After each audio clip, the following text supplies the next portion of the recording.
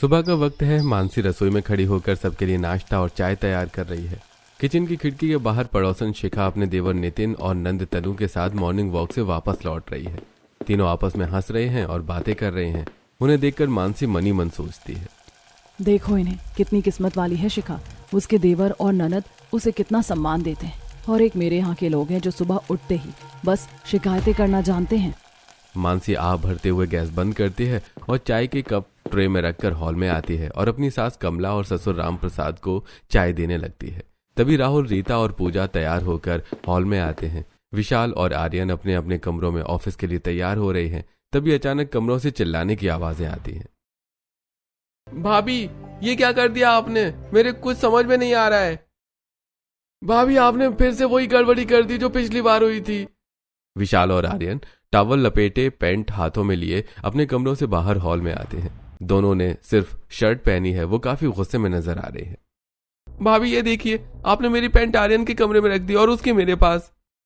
और मेरी शर्ट तो ठीक है, पर ये पैंट मुझे बिल्कुल फिट नहीं हो रही है क्योंकि ये विशाल भाई की है। अरे मैंने तो सब ध्यान से ही रखा था, शायद हड़बड़ी में अदला बदली हो गई होगी। अरे वाह भैया, आप लोग इस गेटअप में ऑफिस जाएंगे क्या? बड़ा कूल लगेगा। हाँ भैया, तौलिया और शर्ट का नया फैशन शुरू कर दीजिए, ऑफिस में सब हैरान रह जाएंगे। पूजा, तुम चुप रहो। ये सब तुम्हारी भाभी की लापरवाही की वजह से हुआ है। भाभी, आप इतना सिंपल काम भी ठीक से क्यों नहीं कर सकती? हर रोज कुछ न कुछ गलत होता है। मैं बस जल्दी में थी, मुझे माफ कर दीजिए, मैं अभी बदल देती हूँ। अब इस बात का बतंगड़ क्यों बना रहे हो तुम दोनों? छोटी सी बात है, अपनी पैंट्स आपस में बदल लो और जल्दी तैयार हो जाओ, देर हो रही है। अब मानसी चाय की प्लेट टेबल पर रखती है और चुपचाप रसोई की तरफ कदम बढ़ा देती है। विशाल और आर्यन अपने पैंट बदलकर वापस कमरों में चले जाते हैं। थोड़ी देर बाद विशाल, आर्यन और राहुल ऑफिस के लिए निकल जाते हैं। पूजा और रीता भी अपने कॉलेज के लिए निकल जाती हैं। मानसी पूरे दिन घर के कामों में जुटी रहती है। शाम के वक्त पूजा कॉलेज से आती है और अपना बैग रखते हुए अपनी भाभी को आवाज लगाती है, भाभी कहाँ हो आप? तभी मानसी पूजा के कमरे में पूजा की किताबें सहेजते हुए आवाज देती है। क्या हुआ पूजा? अंदर आ जाओ, मैं तुम्हारे कमरे की सफाई कर रही थी। पूजा अपने कमरे में जाती है और अपनी भाभी को अपनी किताबें जमाते हुए देखकर कहती है, मैंने आपको कितनी बार मना किया कि मेरे कमरे में सफाई किया करो, पर मेरी बुक्स को हाथ मत लगाया करो। पर क्यों? मैं तो बस उन्हें अलमारी में अच्छे से सजा रही थी ताकि तुम्हें मिल जाए। आपने सजाया नहीं है, सब तहस नहस कर दिया। आपने सारी बुक्स इधर उधर रख दी। आज कॉलेज में प्रोफेसर ने मुझे बहुत डांटा क्योंकि मैं गलत बुक ले गई थी। जो ले जानी थी वो घर में ही रह गई। ननद जी, मैं तो बस आपकी मदद करना चाहती थी, मुझे लगा आप खुश होंगी। भाभी, आप मुझे ऐसी हेल्प की बिल्कुल जरूरत नहीं है। प्लीज मेरे रूम से दूर रहा कीजिए, और खासकर मेरी किताबों और मेरे सामान से। अब कभी मत छूना इन्हें। ये सुनकर मानसी चुपचाप बाहर आ जाती है और पूजा दरवाजा जोर से बंद कर देती है। मानसी की आंखों में आंसू आ जाते हैं। वो चुपचाप रसोई की तरफ चली जाती है और काम करते हुए मनी मन सोचती है, मदद करना भी अब गुनाह हो गया है इस घर में। ऐसे कुछ दिन बीतते हैं। रविवार का दिन आता है। रविवार को पूरा परिवार घर पर होता है। मानसी सुबह से ही सबके गंदे कपड़े धो रही है। वो कपड़े धोने के बाद उन्हें सुखाने के लिए छत पर ले जाती है। कपड़े फैलाते हुए मानसी की नजर पड़ोस की छत पर पड़ती है। वहां शिखा भी कपड़े सुखा रही होती है और उसके देवर नितिन और नंद तनु उसकी मदद कर रहे होते हैं। नितिन, वो वाली बाल्टी इधर लाना। तनु, तुम छोटे कपड़े उधर रस्सी पर डाल दो। जी भाभी। भाभी, इसके बाद हम सब मिलकर पौधों में पानी डालेंगे, आप बस आराम कीजिएगा। मानसी ये देखकर दंग रह जाती है और मन ही मन सोचती है, एक मेरे ननद और देवर हैं जो संडे होने पर भी हाथ नहीं बटाते, और एक शिखा के घर वाले। काश शिखा के ननद देवर मेरे ननद और देवर होते। मानसी शिखा से बात करने के लिए दीवार के पास जाने ही वाली होती है कि तभी नीचे से पूजा की तेज आवाज आती है, भाभी, अगर कपड़े सूखने डाल दिए हो तो जल्दी नीचे आइए, हमें भूख लग रही है। जल्दी से कुछ अच्छा नाश्ता बना दीजिए, हम कब से इंतजार कर रहे हैं। अब मानसी एक लंबी सांस लेती है और नीचे उतर जाती है और फिर वो रसोई में जाकर काम में लग जाती है। ऐसे कुछ दिन बीतते हैं। एक दिन मानसी बाहर झाड़ू लगा रही थी। तभी राहुल उसके पास आता है और कहता है, अरे मानसी, ये झाड़ू छोड़ो और जल्दी से बाजार जाकर मेरे लिए एक व्हाइट शर्ट ले आओ, क्योंकि शाम को मुझे उसे ऑफिस पहनकर जाना है और मेरे पास एक ही व्हाइट शर्ट थी जो मिल नहीं रही है। अरे लेकिन मैं तो घर का काम कर रही हूँ ना, आप किसी और से कह दीजिए। अरे मानसी, सभी बाहर गए हैं, जल्दी से जाकर ला दो, मुझे देर हो रही है। इतने सवाल जवाब मत करो, वैसे भी मार्केट कौन सी बहुत दूर है। ऐसा कहकर राहुल अंदर चला जाता है। तब मानसी झाड़ू फेंकते हुए मार्केट की तरफ निकलती है और मन ही मन सोचती है, मेरे पति को तो मेरी कोई परवाह ही नहीं है, उन्हें बस लगता है कि मैं उनके काम करने के लिए हूँ। तभी मानसी देखती है कि पड़ोसन अपने देवर और नंद के साथ मार्केट जा रही हैं। उसे देखकर मानसी कहती है, अरे शिखा, तुम भी किसी काम से मार्केट जा रही हो क्या? हाँ, बस घर का राशन खरीदने के लिए जा रही थी। और तुम? बस मैं अपने पति के लिए एक व्हाइट शर्ट लाने मार्केट जा रही थी। बातें करने के बाद शिखा वहां से चली जाती है और मानसी मार्केट पहुंचकर एक शर्ट की दुकान पर जाती है और वहां से व्हाइट शर्ट खरीदती है। वापसी में विशाल अपनी बाइक पर लाकर मानसी के पास खड़ा करता है और कहता है, अरे भाभी, चलिए मेरी बाइक पर बैठिए। मैं घर गया तो भैया ने बताया कि आप मार्केट आई हुई हैं, इसलिए मैं तुरंत आ गया और आपको अकेले नहीं आना चाहिए, जमाना बहुत खराब है। हाँ हाँ, मुझे पता है कि तुम इसलिए आए हो कि तुम्हें लगता है कि मैं बेवकूफ हूँ और मैं शर्ट खरीदने में गलती कर दूंगी। ऐसा सोचते हुए मानसी अपने देवर की बाइक पर बैठ जाती है और वो दोनों घर की तरफ निकल जाते हैं। ऐसे कुछ दिन बीतते हैं। एक दिन शाम को वो घर का सारा काम निपटा कर सब्जी लेने मार्केट जाती है। मार्केट में बहुत भीड़ होती है। सब्जी मंडी में मानसी को शिखा दिख जाती है। तभी दोनों एक दूसरे को देखती हैं और, अरे शिखा, तुम भी आई हो? आज तुम अकेली आई हो क्या? नहीं, मैं अकेली नहीं हूँ। वो देखो, सामने वाली दुकान पर मेरे देवर और ननद खड़े, वो मेरा इंतजार कर रहे हैं। तभी तो मैं सोचूं कि वे तुम्हें एक मिनट के लिए भी अकेला कैसे छोड़ सकते हैं। तुम कितने खुशकिस्मत हो शिखा, तुम्हारे ननद देवर तुम्हें सब्जी मंडी में भी अकेला नहीं छोड़ते। हाँ, ये बात तो है, वो काफी फिक्र करते हैं, पर तुम्हारे घर वाले कभी साथ नहीं आते क्या? क्या कहूँ, वो ना मेरे साथ रहते हैं और ना मैं उनके साथ रह पाती हूँ। पर ऐसा क्यों? मेरे सास ससुर तो कुछ नहीं बोलते, पर उनकी कमी ये ननद और देवर पूरी करते थे। बात बात पर टोकना, डांटना और गलतियां निकालना ही उनका काम है। मैं देखती हूँ कि तुम्हारे घर वाले तुम्हारे काम में हाथ बटाते हैं, इज्जत देते हैं, लेकिन मेरे घर वाले मेरे काम में कभी मेरी मदद नहीं करते। तभी शिखा की नंद तनु वहां आ जाती है और वो मानसी को देखकर मुस्कुराते हुए कहती है, भाभी, आप यहाँ इनसे बात कर रही हैं? हाँ, हम बस सब्जी की बातें कर रहे थे। शिखा आपकी बहुत तारीफ करती है। सच में? भाभी, आप मेरी तारीफ करती हो? हाँ ननद जी, आप इतनी अच्छी हैं कि मैं आपकी तारीफ ही कर रही थी। तुम लोग इतने अच्छे हो कि तुम्हें देखकर मन करता है कि काश मेरे ननद देवर भी ऐसे होते। हाँ भाभी, ये बात तो है, हम हैं ही इतने अच्छे कि कोई भी यही सोचेगा। तभी सब हंसने लगते हैं। मानसी सब्जी खरीद कर घर वापस आ जाती है। रात को वो सबके लिए खाना बनाती है और टेबल पर सर्व करती है। पूरा परिवार खाना खाने बैठता है। खाना खाकर विशाल कहता है, भाभी, आज क्या आपने सब्जी में नमक की बोरी डाल दी है? बहुत ज्यादा नमक है सब्जी में। और ये रोटियां भी देखिए कितनी कच्ची हैं। क्या आपको खाना बनाना भी नहीं आता? क्या आपकी माँ ने आपको रोटियां बनाना नहीं सिखाया? ये गले से नीचे ही नहीं उतर रही हैं। अरे तुम दोनों चुप करो, जो मिल रहा है चुपचाप खा लो। बेचारी बहू इतनी मेहनत से खाना बनाती है और तुम लोग बस कमियां निकालते रहते हो। राहुल चुपचाप अपना खाना खाने लगता है। वो अपनी पत्नी के पक्ष में एक शब्द भी नहीं बोलता। मानसी को राहुल की चुप्पी बहुत अखरती है। वो मनी मन सोचती है, राहुल भी कुछ नहीं बोलते, सब मुझे ही गलत समझते हैं। खाना खाने के बाद सब अपने अपने कमरे की तरफ जाने लगते हैं। मानसी पूजा और रीता को रोक कर कहती है, पूजा, रीता, क्या आज आप दोनों बर्तन धोने में मेरी मदद कर देंगी? आज सुबह से काम करते करते मेरे हाथ में बहुत दर्द हो रहा है। नहीं भाभी, कल मेरा क्लास टेस्ट है, मुझे बहुत सारी पढ़ाई करनी है। और मेरा भी असाइनमेंट बाकी है। भाभी, आप खुद ही मैनेज कर लीजिए। दोनों नंदे बहाना बनाकर अपने कमरे में चली जाती हैं।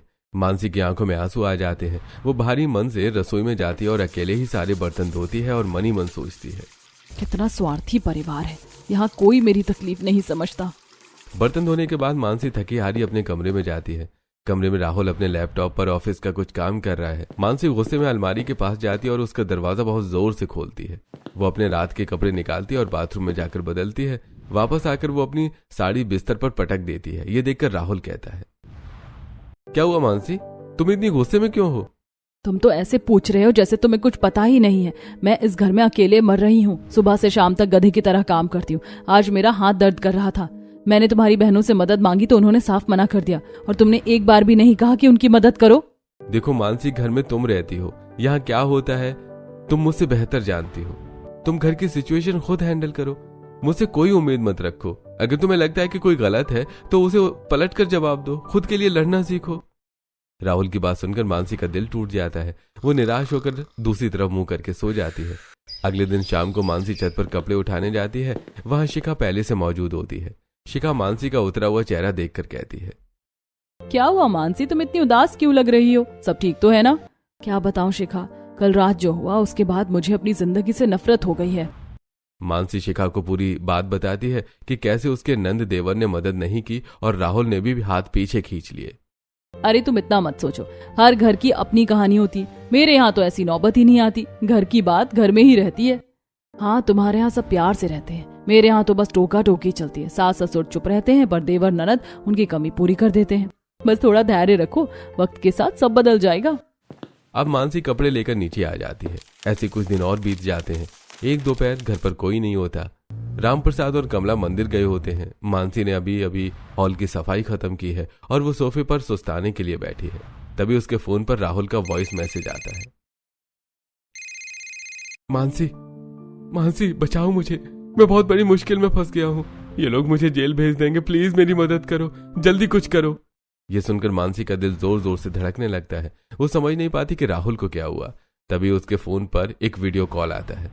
मानसी कॉल उठाती है। स्क्रीन पर एक आदमी पुलिस की वर्दी पहने दिख रहा होता है। उसके पीछे का बैकग्राउंड किसी ऑफिस जैसा है। वो आदमी मानसी से कहता है, तुम मानसी हो, राहुल की पत्नी? ध्यान से सुनो मेरी बात। तुम्हारे पति के बैग से ड्रग्स निकले हैं, वो अभी हमारी कस्टडी में है। अगर तुम्हें उसे बचाना है तो 20 लाख रुपए अभी जमानत के लिए देने होंगे, वरना वो जिंदगी भर जेल में सड़ेगा। क्या ड्रग्स? ये नहीं हो सकता, राहुल ऐसा काम कभी नहीं कर सकते। ये सब सवाल जवाब का वक्त नहीं है, मैं सीबीआई से हूँ। अगर पति को बचाना चाहती हो तो जो कहता हूँ वो करो। ठीक है, मैं अभी पैसे भेजती हूँ, मेरे पास सेविंग्स है, मैं अकाउंट से ट्रांसफर करती हूँ। अब मानसी कांपते हाथों से अपना बैंक ऐप खोलती है और ट्रांसफर की प्रक्रिया शुरू करती है। वो बस एंटर करने ही वाली थी कि तभी अचानक विशाल और आर्यन घर के अंदर आते हैं। वो लंच के लिए वापस आए हैं। मानसी को घबराई देखकर वो कहते हैं, भाभी क्या हुआ, आप रो क्यों रही हैं? फोन में क्या कर रही हैं? विशाल, आर्यन, तुम्हारे भैया वो मुसीबत में हैं, पुलिस ने उन्हें पकड़ लिया है। ऐसा कहकर मानसी अपने दोनों देवर को सारी बात बताती है और वो जैसी बटन दबाने वाली होती है तभी विशाल उसके हाथों से फोन ले लेता है और कहता है, रुकिए भाभी, ये क्या पागलपन है, आप किसे पैसे भेज रही हैं? विशाल फोन दो मुझे, राहुल की जिंदगी का सवाल है, मैंने उनकी आवाज सुनी है। भाभी आप सच में कितनी भोली हैं, ये एक फ्रॉड कॉल था। बेवकूफ है आप क्या भाभी, आपको इतना समझ नहीं आता कि आजकल लोग कैसे जालसाजी करते हैं। पर आवाज तो राहुल की ही थी, मैंने खुद सुनी थी। भाभी एआई नाम की भी कोई चीज होती है, आजकल किसी की भी आवाज के नकल बनाई जा सकती है। आप बिना सोचे समझे हमारी घर की सारी जमा पूंजी उन चोरों को देने जा रही थी। मैं तो बस राहुल का नाम सुनकर डर गई थी, मुझे लगा सच में कुछ हो गया है। तभी रामप्रसाद और कमला भी घर आ जाते हैं। वो देखते हैं कि माहौल काफी गर्म है और मानसी रो रही है। तभी कमला कहती है, क्या हुआ, तुम दोनों अपनी भाभी को इतना डांट क्यों रहे हो? माँ खुश होइए कि हम सही वक्त पर आ गए, वरना अभी लाखों का फ्रॉड हो गया होता इनके साथ। मम्मी भाभी को कोई भी आसानी से बेवकूफ बना सकता है, इन्हें दुनिया की कोई समझ नहीं है। मानसी फूट फूट कर रोने लगती है और अपने कमरे में चली जाती है।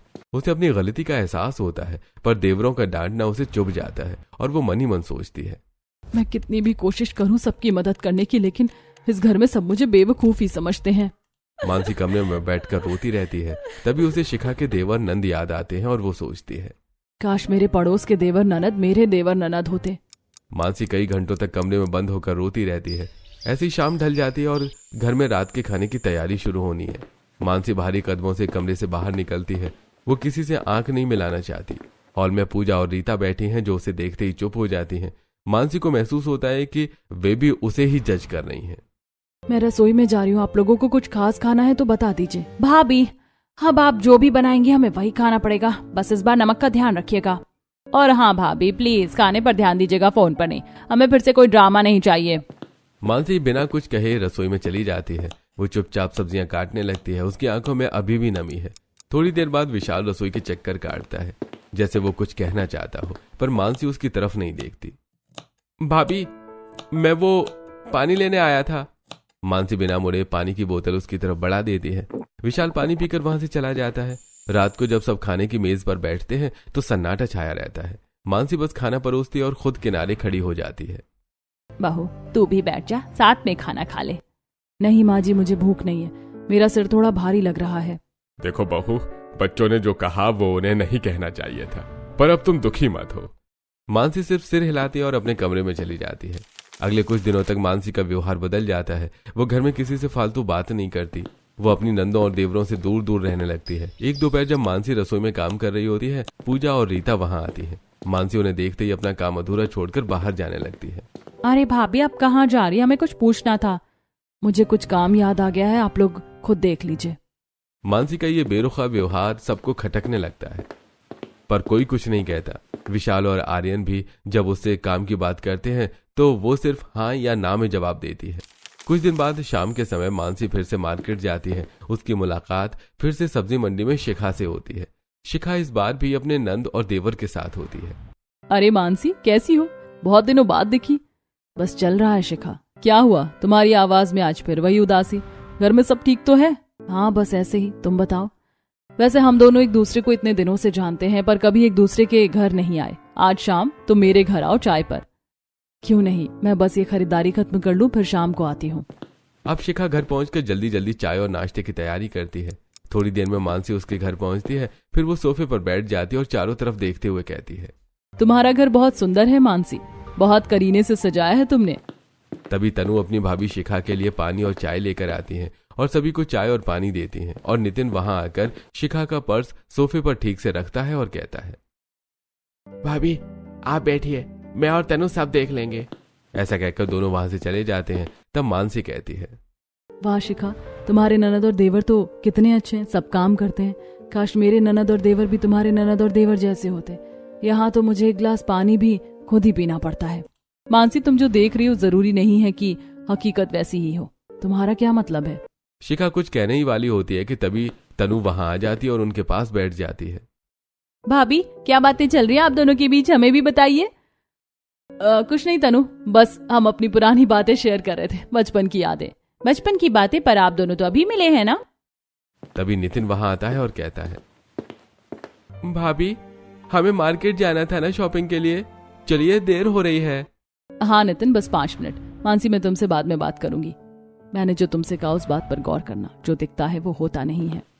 शिखा अपने नंद और देवर के साथ चली जाती है। मानसी खड़ी होकर उन्हें नीचे जाते हुए देखती है और मन ही मन सोचती है, शिखा के चेहरे पर ये उदासी क्यों थी, और वो नितिन उसे इतनी जल्दी ले क्यों गया? ऐसा सोचते हुए वो अपने घर आ जाती है। तभी वो देखती है कि हॉल में पूजा और रीता खड़ी मानसी को घूर रही हैं। ये देखकर मानसी उनसे कहती है, क्या हुआ, मैंने फिर से कुछ गड़बड़ की है क्या? हाँ भाभी, आपने गड़बड़ तो की है, लेकिन इस बार आइए मैं आपको बताती हूँ कि आपने क्या गड़बड़ की है। पूजा ऐसा कहकर अपनी भाभी का हाथ पकड़कर कमरे में ले जाती है और अपनी किताबों को दिखाते हुए कहती है, भाभी, जब आप मेरे कमरे की सफाई करती तो आप किताबों को अल्फाबेटिकल फॉर्म में जमा देती हैं, लेकिन मैं उन्हें अपने कोर्स के हिसाब से जमा कर रखती हूँ। फिर जब मैं आपकी जमा हुई बुक को लेकर जाती हूँ तो वो हमेशा गलत चली जाती है, तो आप अगली बार से ध्यान रखना। ठीक है नंद जी, मैं ध्यान रखूंगी। ऐसा कहकर वो अपने कमरे में चली जाती है। शाम को विशाल और आर्यन ऑफिस से राहुल के साथ घर लौटते हैं। तभी मानसी उनसे पूछती है, विशाल, आज रात के खाने में क्या बनाऊं? भाभी जो बनाना है बना लीजिए। ऐसा कहकर विशाल बिना मानसी की तरफ देखे अपने कमरे में चला जाता है। तभी मानसी, देखा तुमने, मैं कितने प्यार से पूछ रही थी, पर इसके पास तमीज नाम की चीज ही नहीं है। काश पड़ोस के देवर मेरे देवर ननद होते, वो कम से कम अपनी भाभी से ऐसे बात तो नहीं करते। मानसी, तुम हमेशा दूसरों की थाली में ज्यादा घी क्यों देखती हो? तुम्हें पता भी है कि विशाल के साथ आज ऑफिस में क्या हुआ? उसके बॉस ने उसे बेवजह डांटा। शायद उसकी नौकरी पर भी बात आ जाए। जब इंसान का मूड खराब होता है तो वो चिड़चिड़ा हो जाता है। अब मानसी चुप हो जाती है और रसोई में चली जाती है। अगले दिन फिर से मार्केट में मानसी और शिखा की मुलाकात होती है। इस बार शिखा अकेली है। तभी मानसी शिखा से कहती है, शिखा, कल तुमने जो कहा था उसका मतलब मैं आज तक नहीं समझ पाई, पर हाँ, मुझे अपने देवरों और नंद का बेरुखा व्यवहार अब समझ आने लगा है। क्या समझ आ रहा है? यही कि मेरी नंदे मुझे मेरी गड़बड़ समझाने की कोशिश करती हैं, लेकिन मैं हर बार वही गलती कर देती हूँ, इसलिए वो मुझ पर गुस्सा करती हैं। और मेरे देवर का जब मूड खराब रहता है तो मैं उससे नॉनसेंस वाले सवाल कर लेती हूँ, इसीलिए वो मुझ पर चिढ़ जाते हैं। हाँ, ये बात तो है, मैंने देखा है वो तुम्हारी फिक्र करते हैं। अगर वो मेरी फिक्र करते हैं तो मुझे दिखाते क्यों नहीं, जैसे तुम्हारे नंद और देवर दिखाते हैं? तुम फिर वही गलती कर रही हो। मैंने बताया ना कि जो चीज जैसी दिखती है हमेशा वैसी नहीं होती। वे बातें ही कर रही थी कि तभी रास्ते में कोई आदमी धीरे धीरे अपनी बाइक से चलते हुए शिखा को घूर रहा था।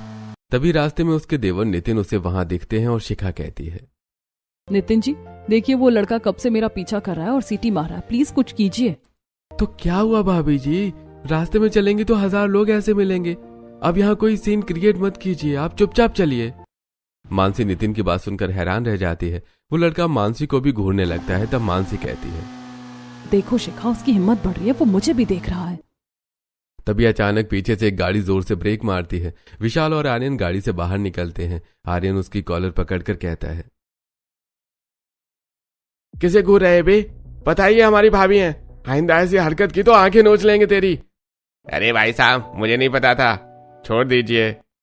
आर्यन बिना कुछ कहे उस लड़के को एक जोरदार थप्पड़ जड़ देता है और लड़का अपनी बाइक उठाकर वहां से भाग जाता है। मानसी फटी आंखों से अपने देवरों को देखती है। विशाल, आर्यन, तुम दोनों यहाँ कैसे? हम यहीं से गुजर रहे थे भाभी, देखा कि कोई बदतमीजी कर रहा है। आप ठीक तो है ना? भाभी और आप अकेले क्यों आ जाती हैं जब आपको पता है कि जमाना खराब है? ये सब देखकर शिखा मनी मन कहती है, काश पड़ोस के देवर नंद मेरे देवर नंद होते। इधर मानसी अपने देवर और नंदी के साथ अपने घर पहुंचती है तो देखती है कि पूरा घर अंधेरे में है। जैसे ही वो हॉल का बटन दबाती है पूरा घर रोशनी से भर जाता है। घर फूलों और गुब्बारों से सजा हुआ है। ये देखकर मानसी कहती है, ये सब क्या है? ये घर किसने सजाया? भाभी, आप भूल गई क्या? आज आपका जन्मदिन है। अरे हाँ, मैं तो सच में भूल गई थी, लेकिन आप लोगों को कैसे याद है? कैसे नहीं याद रहेगा भाभी, हर साल मनाते हैं तो इस साल कैसे भूल जाते? हमने सोचा कि आप मार्केट गई हैं तो हम जल्दी से सरप्राइज प्लान कर लेंगे। तभी मानसी ये सब देखकर भावुक हो जाती है और कहती है, मैंने आप लोगों को कितना गलत समझा। आप लोगों का रूखा व्यवहार मुझे बुरा लगता था, मुझे माफ कर दो। मुझे लगता था कि तुम लोग मुझे प्यार नहीं करते और मुझसे रूखा व्यवहार करते हो, लेकिन अब मुझे समझ आया कि तुम लोग मुझसे बहुत प्यार करते हो। बस वो तो मेरी ही बेवकूफियां हैं जिसकी वजह से तुम्हें मुझ पर गुस्सा होना पड़ता है। भाभी, हम आपसे प्यार भी करते हैं और आपका सम्मान भी करते हैं। वो तो बार बार एक ही गलती दोहरा देती हो, इसलिए आपको समझाना पड़ता है और कोई बात नहीं। और भाभी, बाहर जमाना इतना खराब है, गुंडे घूमते रहते हैं, कभी भी कुछ भी कहते हैं, इसलिए हम आपको मना करते हैं कि अकेले बाहर मत जाओ। हम लोग हमेशा ही आपका भला चाहते हैं। वो लोग बातें ही कर रहे थे कि तभी पूजा और रीता कमरे में जाती हैं और एक ड्रेस लेकर बाहर आती हैं और अपनी भाभी को देते हुए कहती हैं, भाभी ये लीजिए ड्रेस, जल्दी से इसे पहनकर तैयार हो जाइए। अभी तो केक भी काटना और पार्टी भी शुरू करनी है। अरे बहू, चलो अब रोना बंद करो और तैयार हो जाओ, मेहमान भी आते ही होंगे। क्या मैं अपने एक गेस्ट को बुला सकती हूँ? हाँ क्यों नहीं, आज तुम्हारा दिन है, जिसे चाहो बुलाओ। तभी मानसी फोन उठाकर शिखा को मैसेज करती है। फिर घर में संगीत और हंसी की आवाजें गूंजती हैं। मानसी ड्रेस पहनकर तैयार होकर बाहर आती है और वो बहुत खुश लग रही है। तभी शिखा अपने नंद और देवर के साथ पार्टी में पहुंचती है। मानसी दौड़कर उसे गले लगा लेती है। शिखा के चेहरे पर हल्की मुस्कान है, पर उसकी आंखों में अब भी एक अजीब सा डर है। शिखा, मुझे बहुत अच्छा लगा तुम आई। देखो मेरे परिवार ने मेरे लिए कितना बड़ा सरप्राइज प्लान किया है। जन्मदिन बहुत बहुत मुबारक हो मानसी, तुम्हारा परिवार वाकई बहुत प्यारा है। तभी नितिन और तनु शिखा के पास आकर खड़े हो जाते हैं। वो शिखा को एक पल के लिए भी अकेला नहीं छोड़ते। भाभी, आप यहाँ कोने में क्यों खड़ी हैं? चलिए सबके साथ बैठिए। हाँ भाभी, और ज्यादा बातें मत कीजिए। भैया ने कहा था कि हमें जल्दी घर वापस भी जाना है। तभी शिखा की मुस्कान फीकी पड़ जाती है। वो मानसी की तरफ एक बेबस नजर से देखती है और चुपचाप सोफे पर जाकर बैठ जाती है। मानसी को अब समझ आ रहा है कि शिखा के घर में सम्मान के नाम पर पाबंदी का खेल चल रहा है। हे भगवान, मैं तो इस जिंदगी का सपना देख रही थी, यहाँ तो सांस लेना भी मुश्किल है। तभी राहुल केक लेकर आता है। सब लोग मानसी के चारों तरफ इकट्ठा हो जाते हैं। विशाल और आर्यन मोमबत्तियां जलाते हैं और पूजा रीता ताली बजाकर गाना गाने लगती है। चलिए भाभी, अब जल्दी से केक काटिए, मुझे बहुत भूख लगी है। और रुकिए, पहले ये गिफ्ट देखिए, ये हम चारों ने मिलकर आपके लिए खरीदा है। अब पूजा एक सुंदर सा पैकेट मानसी की तरफ बढ़ाती है। मानसी उसे खोलती है तो उसके अंदर एक फोन है। ये मेरे लिए? हाँ भाभी, हमने आपको पिछली बार फोन दिया था, आपका फोन पुराना हो गया, आप इसे चलाइए। मानसी फोन ले लेती है। फिर वो केक काटती है और सबसे पहले कमला और राम प्रसाद को खिलाती है। इसके बाद वो विशाल और आर्यन को केक खिलाती है। माहौल बहुत भावुक और खुशनुमा हो जाता है। वाह भाभी, केक तो बहुत टेस्टी है। उसके बाद मानसी शिखा के पास केक लेकर जाती है। शिखा केक का एक छोटा सा टुकड़ा खाती है। नितिन और तनु दूर खड़े होकर उन्हें ही देख रहे हैं। शिखा, तुम अपने नंद और देवर को साथ लेकर आई हो, क्या वे भी थोड़ा एंजॉय नहीं करेंगे? वे एंजॉय ही कर रहे हैं मानसी, मुझ पर नजर रखना ही उनका सबसे बड़ा मनोरंजन है। शिखा, तुम मेरे साथ अंदर चलो, मुझे तुमसे कुछ बात करनी है। मानसी शिखा का हाथ पकड़कर उसे कमरे की तरफ ले जाने लगती है। नितिन तुरंत आगे आता है। भाभी, आप कहाँ जा रही हैं? जो भी बात है यहाँ कीजिए। नितिन जी, हम सहेलियां हैं, कुछ बातें पर्सनल होती हैं। क्या आप हमें 2 मिनट की प्राइवेसी दे सकते हैं? प्राइवेसी? अरे घर के बाहर कैसी प्राइवेसी? भैया को ये पसंद नहीं आएगा। नितिन प्लीज, मैं बस 5 मिनट में आती हूँ। मानसी शिखा को खींचकर अंदर ले जाती है और दरवाजा बंद कर देती है। फिर वो शिखा से कहती है, पता है शिखा, मैं अपनी नंद और देवर के बारे में बहुत गलत सोचती थी। मुझे लगता था कि वो मुझसे प्यार नहीं करते, इसीलिए मैं उनसे कभी घुल मिल ही नहीं पाई। लेकिन अब मुझे पता चल गया कि वो लोग मुझसे बहुत प्यार करते और मेरा बहुत ख्याल भी रखते हैं। देवर को तो तुमने मार्केट में देख ही लिया था, और ये जो डेकोरेशन है ये मेरी नंदों का किया हुआ है। हाँ, मैं देख रही हूँ। मैं तो तुमसे हमेशा ही कहती थी कि जो दिखता है हमेशा वो सच नहीं होता। आज मैं तुम्हें इसका मतलब बताती हूँ। ये ऐसा कहकर शिखा भावुक हो जाती है और मानसी को सारी बात बताती है। वे मेरे साथ साय की तरह इसलिए रहते हैं ताकि मैं किसी से मिल ना सकूं, किसी से बात ना कर सकूं। वे घर की हर बात अपने भाई को बताते हैं। क्या? ये तुम क्या कह रही हो? यही तो वो धोखा है जिसके बारे में मैंने तुम्हें बताया था। वे मुझे एक पल के लिए भी चैन से नहीं रहने देते। ऐसा कहकर शिखा अचानक फूट फूट कर रोने लगती है और कहती है, मानसी, मैं बहुत थक चुकी हूँ। जो तुमने उस दिन मार्केट में देखा वो रोज की कहानी है। मेरे नंद और देवर मेरे पैर धोकर पीते हैं दुनिया के सामने, पर घर के अंदर वो जासूस है। मैं क्या पहनती हूँ, किससे बात करती हूँ, यहाँ तक कि मैं फोन में क्या देखती हूँ, सब उन्हें पता होता है। पर शिखा, तुमने कभी अपने पति से इस बारे में बात नहीं की? उन्होंने ही तो इन दोनों को मेरे पीछे लगा रखा है। उन्हें लगता है कि मैं बहुत मॉडर्न हूँ और शायद भटक जाऊंगी। आज तुमने देखा ना, तुम्हारे देवरों ने गुंडे को थप्पड़ मारा क्योंकि वे तुम्हारी इज्जत की रक्षा करना चाहते थे, और मेरा देवर, उसने मुझे ही चुप करा दिया ताकि तमाशा ना हो। उसे मेरी गरिमा से ज्यादा अपनी इमेज की चिंता थी। हे भगवान, मैं तो कितनी बड़ी बेवकूफ थी। मैं तुम्हारे ननद देवर को अपना बनाना चाहती थी। अब मत सोचना ऐसा। तुम्हारे ननद देवर शायद थोड़े कड़वे हैं, पर वे सच्चे हैं। वो तुम्हें टोकते हैं ताकि तुम बेहतर बनो, ना कि इसलिए कि तुम दबकर रहो। और मैं तो हमेशा सोचती हूँ कि काश तुम्हारे देवर नंद मेरे देवर नंद होते। नहीं, मैं अब तक अपने देवर और नंद को गलत समझती थी, इसीलिए ऐसा सोचती थी। काश पड़ोसी के देवर और नंद मेरे देवर और नंद होते। लेकिन अब मैं सच जान चुकी हूँ, इसीलिए तुम्हारे देवर और नंद तुम्हें मुबारक हो, और मेरे देवर और नंद मुझे मुबारक हो। तुम अपने देवर और नंदों को अपने पास रखो, और मैं अपने देवर और नंदों को अपने पास रखती हूँ।